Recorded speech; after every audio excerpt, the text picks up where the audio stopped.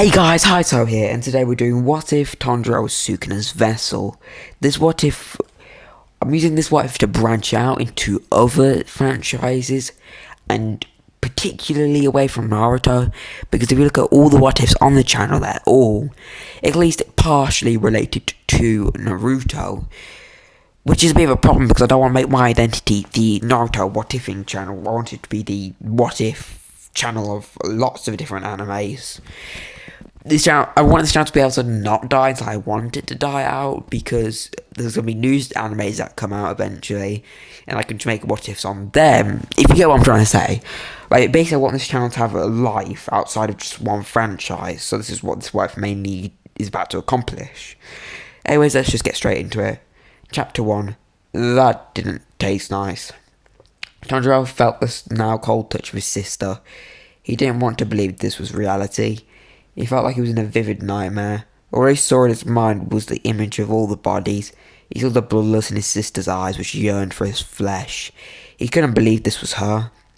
She was the one he had least expected to be turned into something like this, but something forced him to attempt to help her. Love? Sadness? Regret?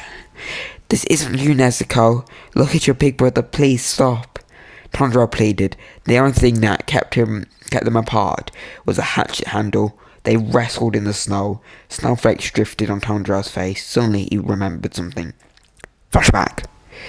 His dad lay in his bed as he coughed up blood. Tanjiro looked much, much younger. His dad's faintly red hair rested over his face, and his red eyes darkened. Tanjiro's red hair wasn't slicked back like it would be, and his eyes were more relaxed. Tanjiro, I trust you with this responsibility, with guarding this. Tanjiro's dad croaked out as he held out a plain wooden box with what Tanjiro thought to be toilet paper wrapped around it, and writing on it. Wait, what is it? Tanjiro asked, not understanding its importance. It doesn't matter, but I need you to carry it with you at all times. Never open it unless you or someone you care about is in trouble. With no solution in sight. In which case, I want you to eat the contents. His dad said as his eyes narrowed, and Tanjiro felt for the first and last time scared of his dad, especially due to this unusual seriousness. Wait, eat it? Tanjiro asked, believing that this might be some cruel prank. Yes, just promise that you'll never let it out of your sight, Tanjiro's dad shouted. Yes, Tanjiro said, not wanting to face his dad's wrath. Good, the man smiled. End flashback. During the pair's struggle, Nezuko had fallen down a cliff, which had ripped her pink kimono, and her pink eyes landed in the sandy snow. Tanjiro desperately pulled out the box. He ripped off the paper. He heard the footsteps of Nezuko gaining on him. He opened the box to see a distorted finger. Its veins bulged out and it had gigantic zits on it which looked like the souls of humans that were tortured. Tanjiro wanted to upchuck all the food he'd eaten that day, which hadn't been much, but in this moment of true fear and hope, he ate the finger with displeasure. It tasted like coal. For a single moment he felt nothing, then he felt a rush and a negative emotions. He felt like he was drowning, and he felt weak. He looked up to see a gigantic ribcage. He paled. He looked behind him to see a mountain of bone, and something that looked like a chair of skulls. He fell to the floor as he frantically looked around, searching for an escape. 2 minutes later, Tomioka ran rapidly. He knew the consequences if he failed. He saw trees with bloodstains on and now stained snow. He searched around when he found a girl with a lack of a head and a bloody kimono. He saw the muscle fibers reconnecting at a slow pace. He could tell this was one of the cursed demons. He saw a kid with mistaken brown hair and green eyes crying over the girl. He heard the boy's roars and screams of help and apologies. He had seen something like this before, 2 minutes earlier. I'm free! The body of Tanjiro screeched He had weird markings on his face and his blood red eyes. He felt a kick to the back of his head. He sighed. "You will die," he said. He looked at the girl. She looked into his eyes. She wanted to scream, to cry, to run, but she could do nothing. Blood splattered on the trees and on the snow. Fragments of bones anchored themselves to the tree. Tanjiro's hands were on her head. Tanjiro's hands were on her head, or at least what was left of it. Her body slumped to the ground. Minuscule muscle fibers grew from her neck, which were slowly wrapping around each other.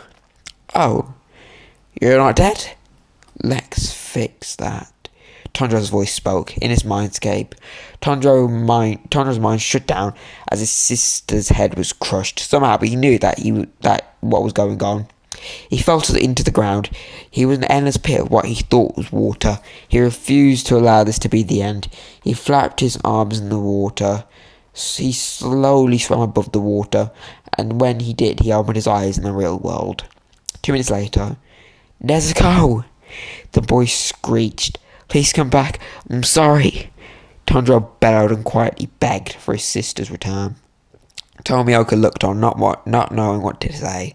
He knew that the demon was regenerating and he would have to act. "Kid, get away from her now." The man with coal black hair and oceanic blue eyes said in a quiet but firm tone as he slowly walked to the tomb. "Stay away from my sister!" Tanjiro screamed as he interposed himself in front of her. The markings from before flashed on and off his face. He roared as he got ready for a fight. Tomioka paused in realization. This boy had eaten the finger. He stood back. "Fine, I'll stay away," he said, but took out his katana if his retreat wasn't accepted. "Leave," Tanjiro said dangerously. The marks stopped flickering. Tomioka sat in the snow and sheathed his sword. "What's her name?" he asked. He needed to calm the boy down before he could have a civil conversation. "Nezuko," Tanjiro said, still not relaxing. "Do you know what happened to her?" he inquired. "No, I was out selling wood when this happened," Tanjiro said, his head tilted downwards. "She'll be fine. She's a demon. She'll eventually regenerate," I informed. Tanjiro wanted to shout at him for calling his sister a demon, but a glimpse of hope washed over his anger. "She's alive?" Tanjiro questioned. "Yes, but this isn't the best place to be explained, so I need you to head to this point on the map." The man pulled out a cylindrical-shaped map. He opened it up and then dotted a point on it. He took it at Tanjiro, who cautiously caught it. Tanjiro opened it to see it was 10 miles away. "But this is way too far to go without resources," Tanjiro exclaimed, looking at the location. "It should only take a month." Tomioka swatted away the concern, and he chucked a large sum of money at Tanjiro. Tanjiro gawked as he looked at it. "But sir," he was cut off. "It's fine. Also, when she grows her head, put some muzzle on her, if you don't want to be Swiss cheese.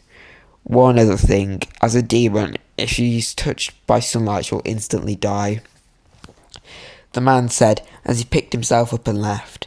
Tanjiro wanted to call for the man to come back, but knew he wouldn't.